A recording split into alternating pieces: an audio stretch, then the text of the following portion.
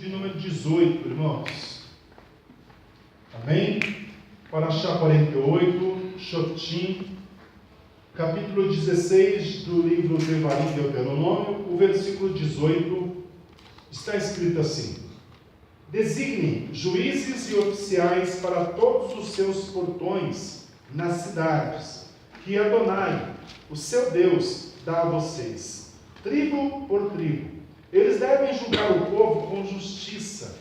Não distorçam a justiça e nem demonstrem favoritismo. Não aceitem suborno, pois um presente cega os olhos do sábio e torce as palavras da pessoa mais correta. Procurem a justiça, apenas a justiça, para que vivam e herdem a terra que Adonai, o seu Deus, dá a vocês. Amém? Bendito seja o nome do Senhor. Pode se assentar, queridos. Essa é a nossa porção de hoje, Shoftim, juízes. Pai, fale conosco, ministre nossa vida. Senhor, essa palavra, como ela tem um peso no dia de hoje, Senhor, não só sobre a nossa vida, mas principalmente sobre a nação, nosso país, o Brasil. Senhor, como seria bom, Pai, que todos aqueles que exercem autoridade na nossa nação e que têm, Senhor, poder e autoridade em suas mãos, Senhor, para mudar o curso da nação, como seria bom que eles tivessem, Senhor, e acesso e abrissem principalmente o teu coração, os olhos, Senhor, para essa palavra hoje. Em nome de Yeshua, Senhor, que essa palavra ela venha sobre nós e promova a mudança primeiramente em nós, e que, Senhor, possamos ser, em nome de Yeshua, Senhor, já instrumentos nas tuas mãos para exercer a justiça, Pai amado, para que, Senhor, todas as coisas possam começar a melhorar, a começar de nós, da nossa casa, que a tua palavra, Pai, produza o resultado para qual está sendo enviado. Amém? Bendito seja o nome do Senhor, queridos. É uma palavra muito importante. E nesta noite, eu quero explanar, trazer algumas coisinhas, mas hoje eu quero deixar ela bem aberta, bem democrática, que se diz. Você pode participar, amém, abertamente, fazer colocações durante todo o período da ministração, tá bom, queridos? Não só no final, tá? O que você desejar apresentar, fique à vontade também, é só dar um sinal com a mão, que o pastor para que você possa também fazer a sua colocação. Shoftim, juízes. É uma porção, amados, que Deus, ele chama ali Moisés, ele chama ali o seu povo, e tem uma exigência que fossem levantados juízes, e esses juízes eles deveriam ser postos, na realidade, aqui em todos os portões, como nós lemos aqui no começo, e eles tinham uma tarefa, a tarefa de julgar o povo com justiça. Isso daqui, quando a gente, pelo menos eu, quando eu estava lendo, estudando um pouco, quando se fala de justiça, não tem como não olhar para o Brasil, não é verdade? Não tem como a gente não analisar, não pensar em tudo que nós temos visto, acompanhado na nossa nação. Aqueles que são juízes hoje e que deveriam ser pessoas sábias e pessoas que viessem agir realmente com imparcialidade diante das situações, nós temos acompanhado que na verdade são muitos, que acabam se corrompendo facilmente, quando na verdade não deveria isso estar acontecendo. Juízes que não mais tomam causas e procuram resolver a questão com essa imparcialidade. Pelo contrário, muitos defendem partidos, ideais, e acabam muitas vezes se contaminando e corrompendo ainda mais a nossa nação.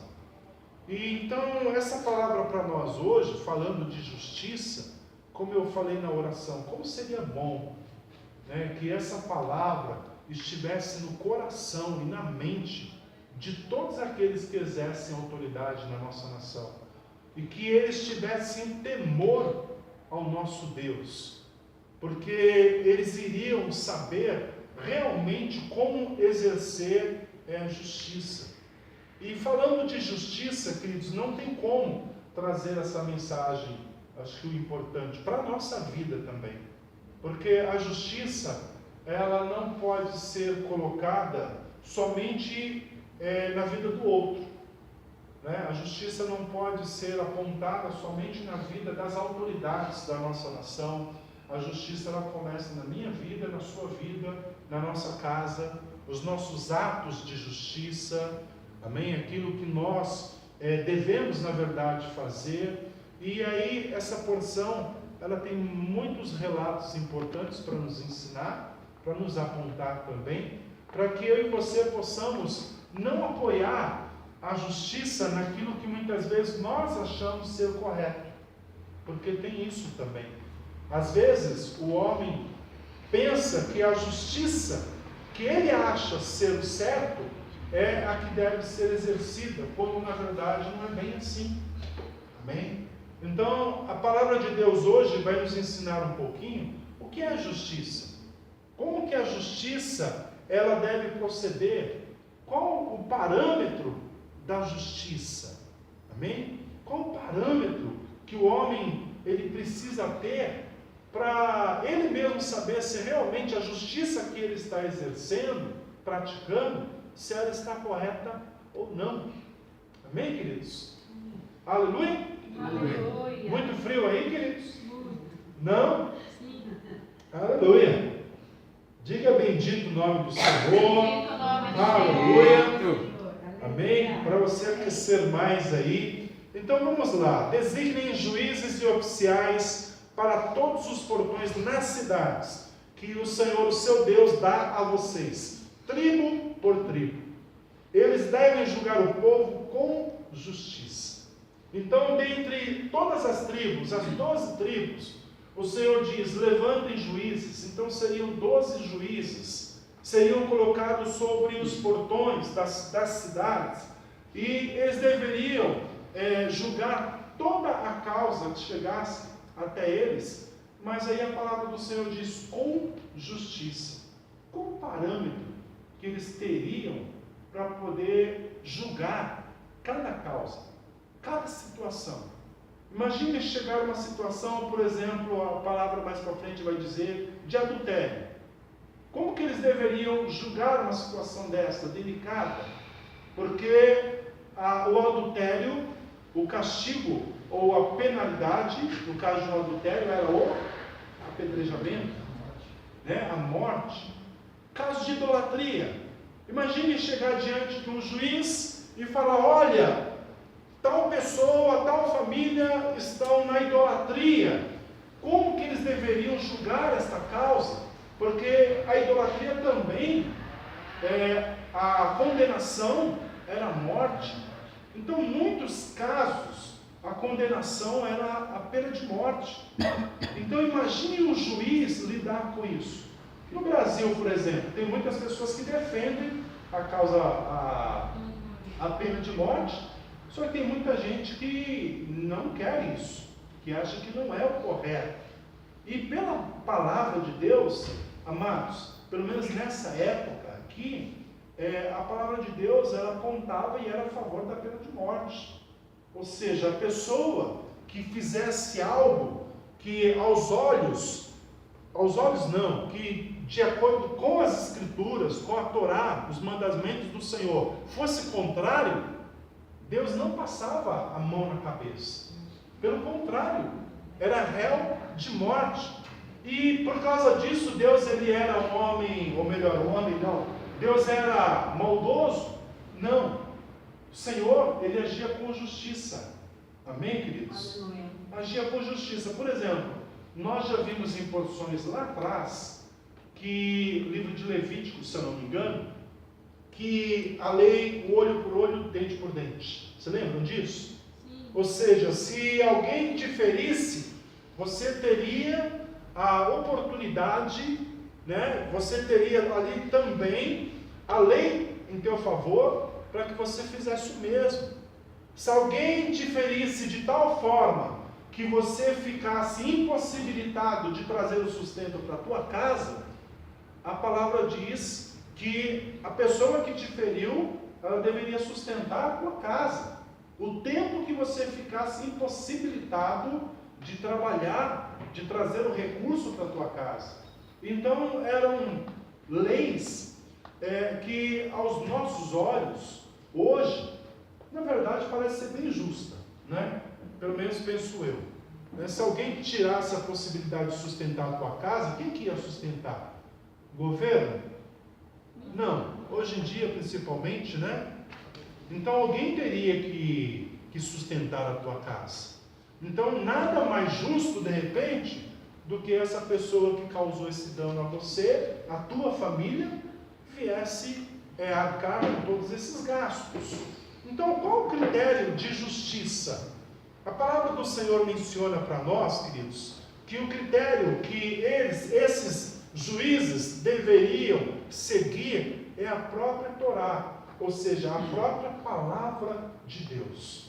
Então, qual o sentido de justiça para a nossa vida também no nosso dia a dia? Pastor, tem situações tão difíceis às vezes para mim resolver, que eu não sei o que falar, o que fazer, eu não sei a forma como lidar com tal situação. Querido, a melhor coisa que nós fazemos é colocar essa situação diante da palavra de Deus. O que a palavra de Deus me orienta acerca disso? Como que a palavra do Senhor, ela me instrui para que eu possa resolver essa situação?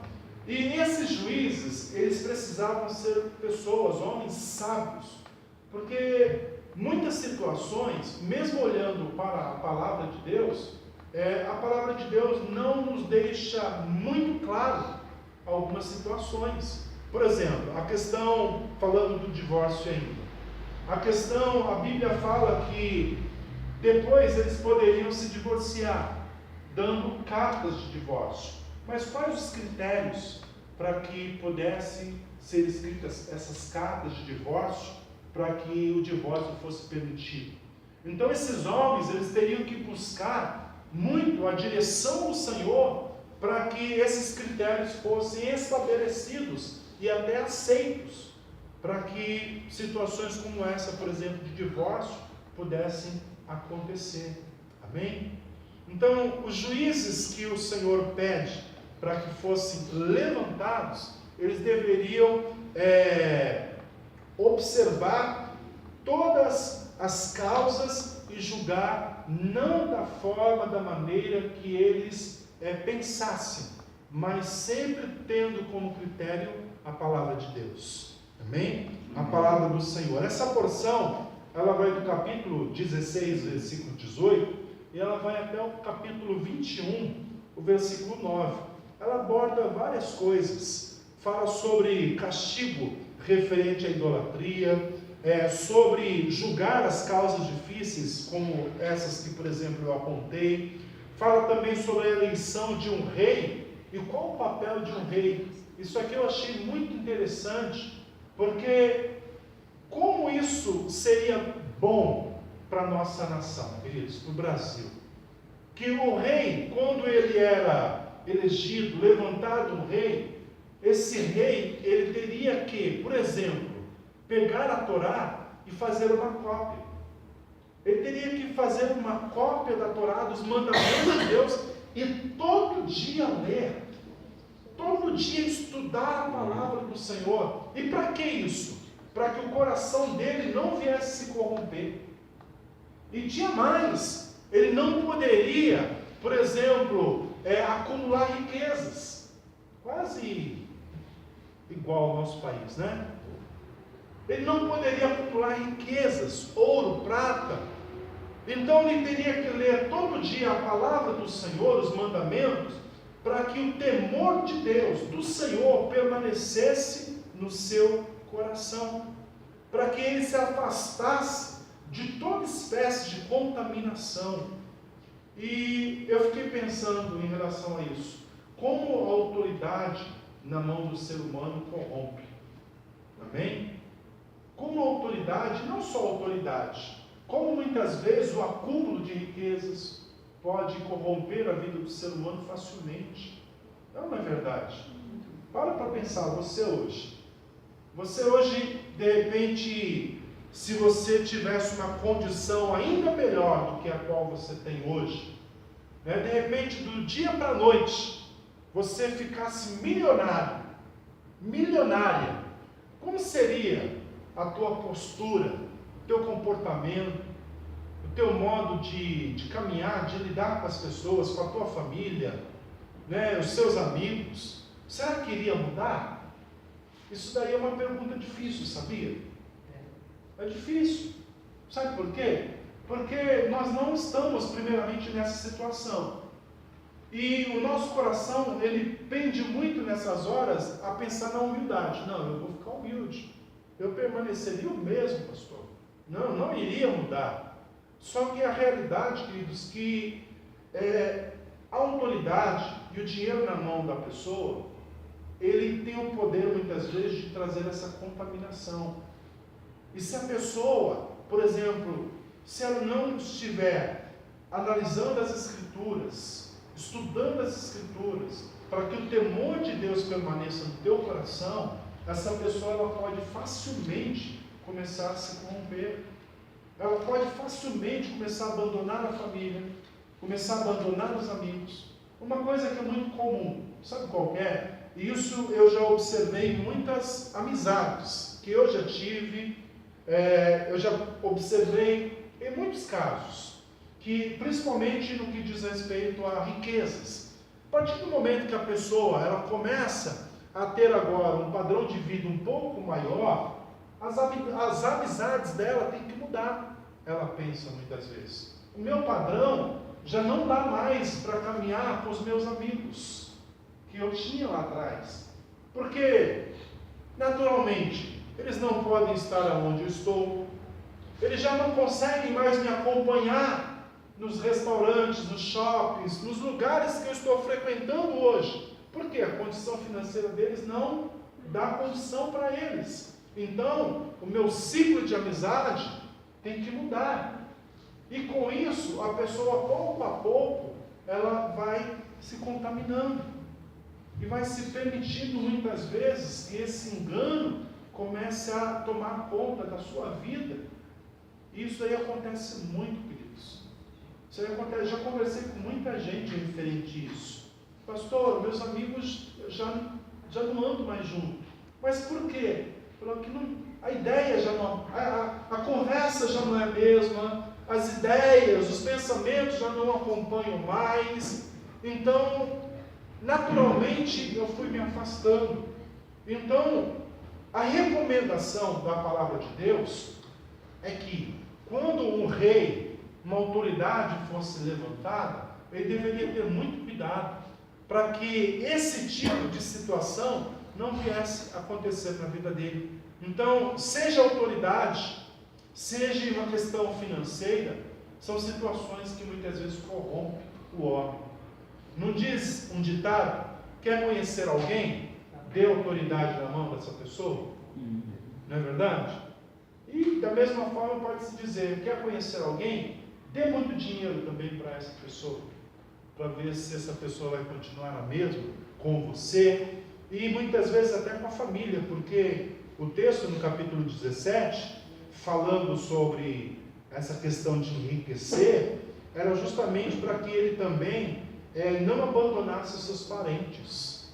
Amém? O versículo de número 20, para que não pense ser melhor que seus parentes. Isso aí também acontece muito. A pessoa ela cresce um pouco, o padrão de vida dela melhora, muitas vezes os parentes não quero nem saber, né? Eu vou viver a minha vida, o meu padrão de vida, e os meus parentes, eles cuidam da vida deles. Então, a palavra do Senhor diz que o temor que advém com o estudo da Torá, os mandamentos de Deus, a palavra do Senhor, preserva os corações. Amém? Então, que Deus ele possa preservar o nosso coração também. Porque, amados, eu creio que o prazer de Deus é abençoar o teu povo. O prazer de Deus é trazer a bênção dele sobre a nossa vida. E as bênçãos do Senhor, diz a palavra, ele enriquece, não acrescenta dores. Então, se o propósito do Senhor é nos abençoar, que de forma alguma venha corromper o nosso coração. Amém? Pelo contrário, que as bênçãos do Senhor te alcancem e que você possa crescer e de forma sábia também na presença do Senhor. O capítulo 18 vai adentrar falando sobre a riqueza dos sacerdotes, ou melhor, a herança dos sacerdotes e também dos levitas, e outros relatos mais apontam também, capítulo 19, sobre as cidades de refúgio, que em outra porção nós já falamos também sobre isso. O capítulo 20, sobre a guerra, também fala sobre a questão da guerra, e o 21, sobre a expiação por morte, cujo autor é desconhecido. Isso aqui é interessante, queridos, capítulo 21, porque eles deveriam ter um cuidado tão grande, que se alguém fosse morto ao redor da cidade, eles deveriam, se não soubessem quem fora o autor, eles deveriam sacrificar, fazer ali um sacrifício ao Senhor, para que aquele sangue derramado não trouxesse contaminação para a cidade, para a nação. E aí não tem como nós não pensarmos, por exemplo, no Brasil, quanto sangue derramado nós vemos. Todos os dias isso acontece. Todos os dias inocentes morrem, pessoas são mortas, bala perdida, e tantas situações, e sangue inocente sendo derramado, e não há no coração das autoridades arrependimento. Pelo contrário, a contaminação parece que ela aumenta cada vez mais, a corrupção parece que ela aumenta cada vez mais. O que já tem muito, deseja cada vez mais. As pessoas já não pensam mais no sofrimento alheio. Ou seja, aqueles que têm autoridade e que deveriam cuidar do povo, zelar para que toda a causa fosse julgada e praticada a justiça, isso já não acontece, ou pelo menos já não tem acontecido há muito tempo no nosso país. Amém? E cabe a quem, queridos? Cabe a quem buscar por isso? Cabe a quem clamar ao Senhor para que essa justiça venha sobre a nossa nação? Cabe a quem, senão ao povo de Deus? Cabe a quem, senão aqueles que estão buscando em Deus compreender um pouco mais sobre a justiça que advém de Deus. Amém? Bendito seja o nome do Senhor. Aleluia. Segunda Crônicas, se não me engano, capítulo 7, versículo 14, que é conhecido de todos nós.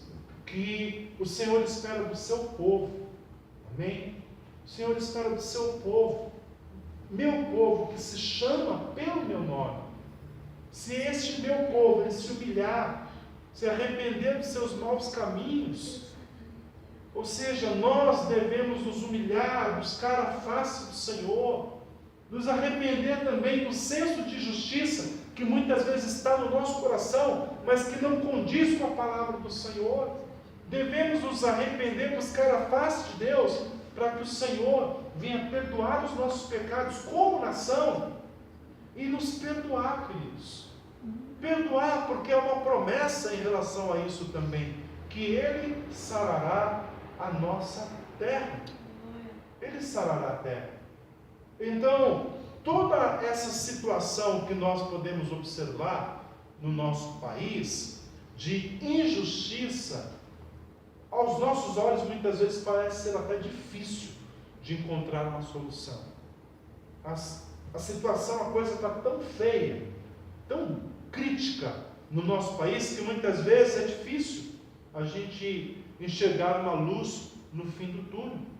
Mas se o povo de Deus, se eu e você Se o povo de Deus na nossa nação se reunisse para clamar e buscar a face do Senhor, amado, isso é possível sim.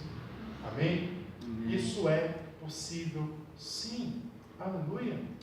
Bendito seja o nome do Senhor. O senso de justiça nós encontramos somente na palavra de Deus. Bendito seja o nome do Senhor. Aleluia. Nós vamos ver um texto lá na frente. Abra comigo, por favor, Mateus capítulo de número 5. Deixe marcado aí. E vamos lá em Mateus capítulo de número 5.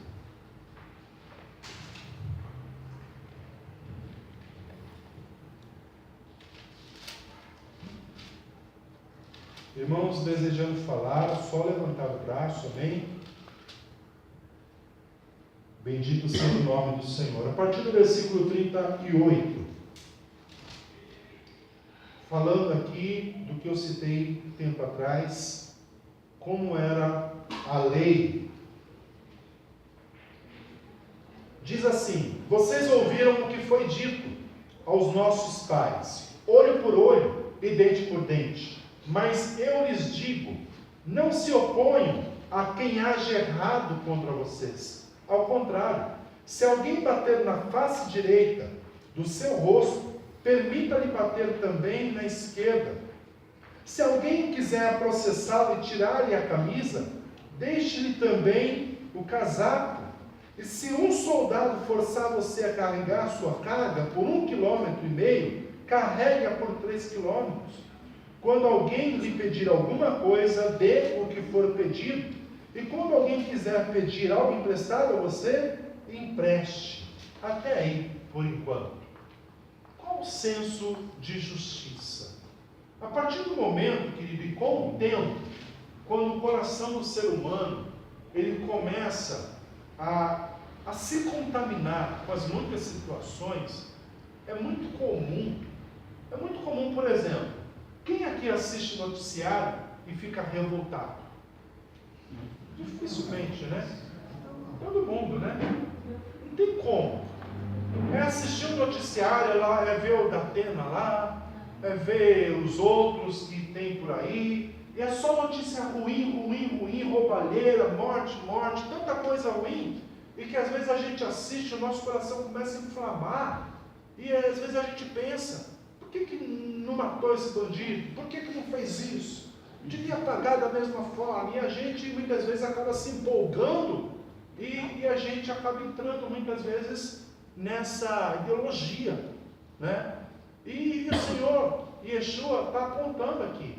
O que vocês ouviram falar? Olho por olho, dente por dente? Não foi dessa forma que vocês aprenderam? Que vocês sempre observaram e procuraram exercer até com um certo rigor tudo isso?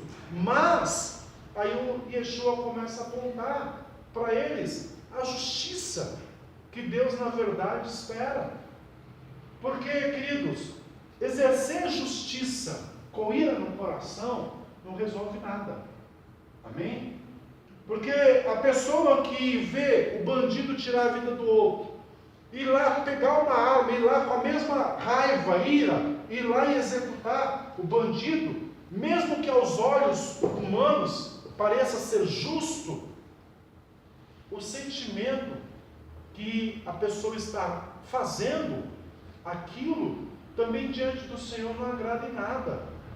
Pastor, no livro de Tiago está escrito que a sua justiça, a sua ira não produz a justiça de Deus. É bem isso que está falando. Muito bom, muito bom. A sua ira Não produz a justiça não de Deus. produz a justiça de Deus. Muito bom, Rodrigo. Então, amados, o nosso coração facilmente ele se inflama por causa de situações que nós temos vivido todos os dias. E Yeshua está falando, vocês ouviram falar isso a vida toda de vocês. E parece ser até o correto a se fazer. Mas aonde está o amor de Deus? Aonde está a justiça de Deus? Aonde está, e não estou falando aqui de direitos humanos não, amém? né? Não estamos falando de direitos humanos. Não, o bandido matou, não mate, não faça isso, não. Né? Nada disso. Mas aonde entra o amor de Deus, a justiça de Deus? Amém, queridos? Eu acho que a grande questão, trazendo para o nosso país, é que o bandido, ele promovendo um dano desse numa família, matando alguém, o grande problema, de repente, na nossa nação, é que esse bandido, ele vai preso, daqui 2 dias está solto. Então não há uma justiça na nação que funcione realmente com justiça. Porque se lá atrás matou, morria, hoje a justiça aos olhos de Yeshua, que Yeshua está ministrando aqui, a preocupação dele é cuidado, porque o amor ao próximo tem que ser exercido também. Então, cuidado na hora de exercer a justiça, porque, como o Rodrigo mesmo mencionou, a sua justiça não é a mesma justiça de Deus. A tua ira, querendo e desejando promover justiça, às vezes não condiz com a justiça de Deus. Por quê, amados? Deus, Ele deseja muito mais o arrependimento. Deus, Ele deseja muito mais o conserto. Amém? Deus, Ele é Deus de oportunidades. Bom seria que ninguém matasse ninguém, a realidade é essa. Mas, se aconteceu, bom seria, é lógico, que de alguma forma a família fosse reparada, amém? Mas que a pessoa tivesse a oportunidade de se arrepender, e de se arrepender verdadeiramente e mudar de vida. E nós sabemos que hoje, infelizmente, na grande maioria das vezes não acontece. Não é verdade? Na grande maioria das vezes isso não acontece. Posso comentar? Pode. Vamos lá. Hoje é para falar. Pode falar. Essas palavras de Yeshua, ensinando a ouvir isso que foi dito, né, amor por ordem de prudente, depois ele fala que na verdade não é nada disso, sempre trouxe muita confusão para mim. Como assim? Ela está falando que é assim, como que não é? Como que será que Yeshua chegou a essa conclusão? E aí, lendo a própria Torá, tem um outro texto em Levítico 19, 17, que fala assim, pastor: não aborrecerás o teu irmão, o teu íntimo, mas repreenderás ao teu próximo. E por causa dele, não levarás sobre ti pecado. Não te vingarás, nem guardarás ira contra os filhos do teu povo, mas amarás o teu próximo como a ti mesmo. Eu sou o Senhor. Então, como você pode se vingar de uma pessoa que aparentemente é o que está mandando lá, em olho por olho, dente por dente, se você tem que amar o teu próximo, e ele está dizendo para não se vingar do seu próximo. Eu acho que talvez Yeshua tenha feito um confronto desses textos para tirar um conceito mais amplo do que é a justiça de Deus. Na verdade mesmo, ela se manifesta quando você tem misericórdia, assim como Deus tem misericórdia de nós. Pelos nossos pecados.